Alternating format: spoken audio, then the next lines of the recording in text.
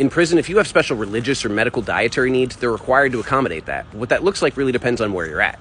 So in Virginia, we have common fare trays, which are supposed to meet the major religious guidelines, but they actually don't, and that's why people sued, and now they have kosher trays. But then they also sued because they were trying to ask people to prove their religion because the kosher trays cost so much more than the trays that they serve everybody else, and they determined that you can't actually ask somebody to prove their religion, so now guys are constantly fighting to try to get on these much better trays.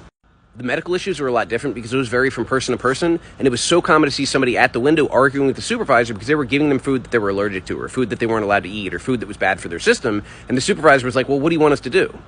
And I don't think that was malice as much as it was just a lack of training, because the food supervisors aren't dietitians. They don't necessarily know everything they would have to know to deal with each specific situation.